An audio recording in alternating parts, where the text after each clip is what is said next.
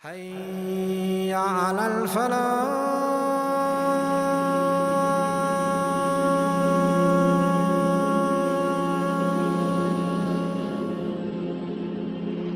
Structure of my talk very quickly. Number one, we're going to look at some of the challenges we face as a community or as individuals trying to build a Muslim home. Then we're going to look at the extent of those challenges. So we look at some statistics which might scare some of us, but it's needed, inshallah. We look at the causes of those issues that we face. And the most important part, which is be the bulk of my talk today, is the solutions. And as I said, a family is made up of husband, wife, and children. I'm going to talk about the husband-wife relationship because they're the cornerstone of that home. Why is it when Allah subhanahu wa ta'ala says to me and you that it is Allah subhanahu wa ta'ala's might and power and His gift and a recognition of Allah's might that is created for us spouses? Which means that a spouse one to the other is a blessing from Allah, so that you may find tranquility in that spouse. By the system of Allah, it should be that every couple that gets married should be happy, should remain happy. Why is it then that if Allah has established for marriages to be successful, why is it that some aren't? Number one, relationship stress. The challenge we have is that husband and wife living together in a home, and there's stress, there's unhappiness, there's discomfort. This is a challenge. I cannot believe anybody wakes up in the morning thinking, how many problems can I give my spouse today? If it can be 10 today, it's the greatest day. No, we wake up hoping for joy, for happiness, for comfort. So why do we have relationship stress? Number two, interferences. Why is it that husband and wife, as much as they love one another, they want to be together, they want things to be beautiful, but they're struggling because of interferences? That can be family interference, that can be social media interference, and many other things. But there are things that are distracting us from focusing on our marriages properly. Financial challenges, right? The money is not there. We're not fulfilling our daily needs as we would like to. And of course, too little family time. In actual fact, the correct wording should be too little time for family. We are too busy with everything else. I'm as much guilty of this as anybody else, but I give you the confidence to know there's a way to improve it, inshallah. And we will find a way through it. May Allah guide us, inshallah. I was reading recently a study done by a Muslim who interviewed imams and sheikhs throughout Australia. And because the Bureau of Statistics says that overall in the whole of Australia, the divorce rate is like 36% of all marriages break up. And so this lady was trying to prove that Islamically cannot be that high. And she was totally shocked when she realized the percentage of Muslim marriages that break up in Australia is 36%. Even I couldn't believe it. But let us realize what a big challenge it is, and let's hope that the 7 practical solutions I'm sharing with you today will be of benefit to all, inshallah. Number 2, domestic violence. Again, reflecting on the national statistics, when it was narrowed down to Muslim, we were very similar to the national statistics. So let us wake up to this reality. There is no verse in the Quran, no sunnah from Muhammad that permits a man to hit his wife. And the world is saying Muslims do it. But let it be very clear today, inshallah, so that I can relieve myself of this responsibility and tell you that no man, Muslim or non-Muslim, but more so as Muslims who believe in Allah, have the right to hit their wife. No right. But I'm serious. For this is damaging our families. It's breaking up relationships, leaving children without a parent. Number 3, family separations. Listen to the statistics. The Australian Bureau of Statistics, ABS. An average marriage lasts for 8 years. Why is it? We'll talk about it. 49% of divorces includes children. Out of that 49%, half of them include children under the age of 17. I don't think parents realize the impact that that has on that child. You'll only know if you are a child from a broken home, what it does to you. One boy told me straight, I said, what's wrong? He's misbehaving, he's not listening, he don't pay attention. And I asked him, what's wrong? What's wrong? What's the issue? He didn't want to say, and then tears rolled down his eyes, and he says, I just want my mom and dad to be together. That's all he wants. My brothers and sisters, wake up to this reality. What's the cause of it? Number one, we lack a good understanding of marriage in Islam. Learn nothing about marriage. I can do this. This is easy. Like anything, marriage needs us to educate ourselves about it. Lack of iman. A lot of times we make decisions in our marriages that are contrary to Islam and then not willing to change. And the reason, number one, why we don't change is because we're not even willing to accept the weakness. 7 practical solutions. Number one, anger management. Because the truth is, anger turns our world upside down. This is reality. Because when we're angry, we say things that we don't intend to say. Sometimes we mean it, but later we regret it. We need to develop some anger management strategies. Anybody here has that skill of not getting angry? Please teach us. It's, do we react to it in an angry manner? Some manage it well, some don't. Some are very patient, some are impatient. When Allah subhanahu wa ta'ala says, the real pious ones, the ones who are genuine in their obedience to Allah, they're able to restrain themselves in the moment of anger, and they're oft forgiving. Even when it is their right to be upset, they're able to forgive. It doesn't mean every incident needs to be swept under the carpet, no. Let us develop strategies when these things do infuriate us. How do I manage myself to prevent myself from saying or doing things that I'm going to regret later and harm my family, scar my children forever? Sahih al-Bukhari, the Prophet ﷺ said, overpowering somebody in wrestling or arm wrestling, that doesn't make you a tough guy. A real tough guy, someone to admire, is when he has physically the ability to react and to respond, but chooses not to. That's an honorable man.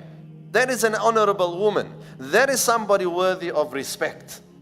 So really thinking that in exerting my anger and my power and my control over my family, I'm macho, I'm the guy, I'm the it. No, you're not. Most times, exerting our anger is the sign of our insecurities. So my only way to exert power is to get angry, become aggressive. But if you're cool and calm, it's a sign of confidence from within. Number 2, marriage education. Allah subhanahu wa ta'ala says, it cannot be that the person who knows and does not know are equal. No, they're not. The one who knows, the one who strives to educate themselves, build their knowledge, build their expertise, build their skill, is always better than the one who doesn't want to do it. So we need to go to those who know, inquire about the rules of marriage, the rules of talaq, and hopefully never get to use it. But know about it. Know about my duty as a husband, my duty as a wife, my responsibilities as a father, etc., etc. Know about it. Don't think, well, I'll figure it out as day goes by day. No. There are chapters in books of hadith, chapters in books of fiqh that discusses these things. So it is studied in depth. Go to those who know and inquire the knowledge. If you want to get married, it's a duty, it's compulsory to educate ourselves about marriage. Not my words, the words of the Prophet ﷺ. So you've gone through the process, got married, did the courses, but you're still struggling. This is where you can get a bit of help.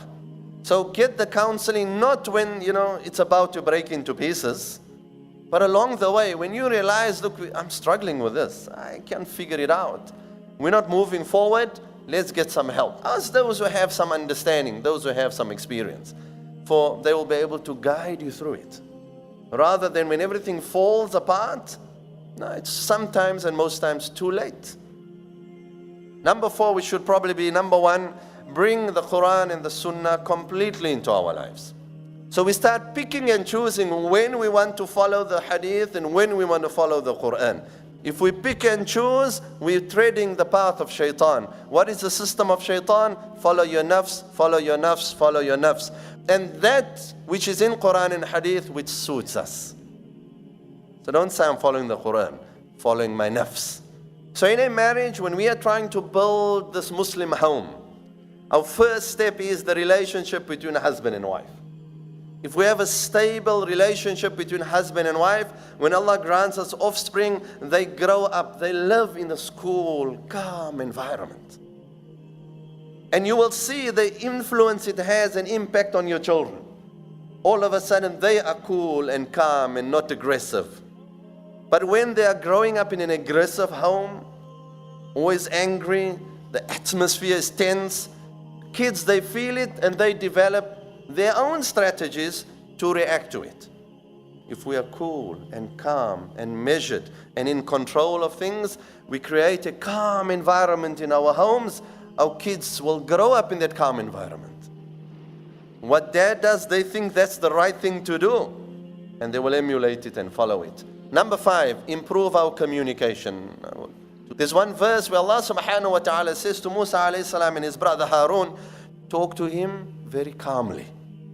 Don't be aggressive. Don't get rough. Look at the next part. This is the part of importance. That perhaps that your calmness will either make him heed for what you're saying or develop a sense of awe for you. Even somebody who wants to say something back at you will be relaxed. And more so in marriages, my brothers and sisters.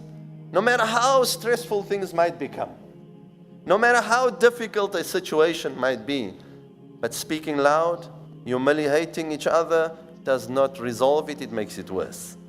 But if you calmly waited till your anger subsided if you were angry, and then sit down and look at this. This is a situation. How are we going to resolve it? You will find some direction. It won't solve your problem. Listen to the hadith of the Prophet sallallahu alaihi wasallam. Subhanallah. A person came in to the Prophet sallallahu alaihi wasallam, knocked on his door, took permission. Aisha radiallahu anha said, "O Prophet of Allah, there's a person by the door. He wants to see you." The Prophet said, "Let him in." But he's amongst the worst of his people. When he came in, the Prophet sallallahu alaihi wasallam spoke to him very calmly, very nicely, very respectfully. When he left, Aisha radiallahu anha said, "O Prophet of Allah, you said what you said. You said he was the worst amongst his people, and then you spoke nicely to him." Look at the words of the Prophet sallallahu alaihi wasallam. "Ya Aisha, O my wife," the Prophet sallallahu alaihi wasallam said, "the worst amongst people on the day of Qiyamah in the presence of Allah will be the person who people fear because of their indecency. For there are many children who are scared of their fathers. When dad walks through the door, they run to their rooms. We'll be very far from the mercy of Allah if that is who we are. Get the guidance. Go for counseling. Calm down. Find ways, whatever it is, strategies to manage our anger, for it destroys families." The Prophet ﷺ has said that a person who sees, that if you see somebody whom Allah subhanahu wa ta'ala has given more beauty than yours, more wealth than you, then you look at the person who has less than you. Otherwise, you will have less value for Allah's blessings upon him.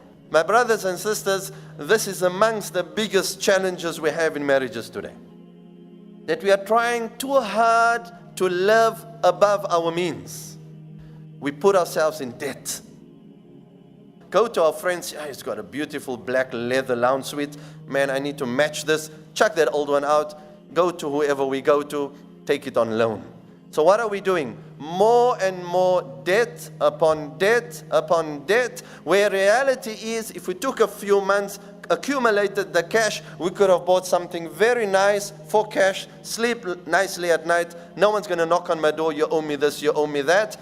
But we live above our means. We strain our relationships. Now we have to work extra hours to make up the payment. Now the wife has to go work and put the kids in childcare. All of the stresses we burden ourselves with because of our desire to live beyond what we can.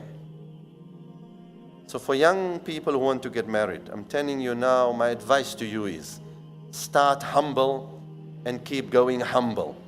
You'll be happy, you'll be comfortable. Allah subhanahu wa ta'ala says in the verse I mentioned earlier, that it is a sign from Allah that He gives you a spouse so that you find tranquility. We need to be striving for tranquility in our marriages. Not be the reason for the breakup, not be the reason for the stress, but think of ways to develop tranquility within our marriages and find strategies. Speak to those. You see an old man, 50 years married, go and talk to him and say, brother, how did you do it? 50 years? MashaAllah. Tell me, you'll hear some amazing wisdom from them. I'll leave you with a quote. Marriage is like a garden. It takes time to grow. Those people have put time, energy, effort, love, dedication into it. Marriage is exactly the same. The harvest is rich unto those who patiently and tenderly care for it. But what's the great thing about it is that your children are going to play in that beautiful garden. Your children are going to enjoy the beauties of your marriage. They're going to be happy. They're going to be tranquil. They're going to grow up confident. May Allah subhanahu wa ta'ala bless our marriages. وَمَا عَلَيْنَا إِلَّا الْبَلَاغُ.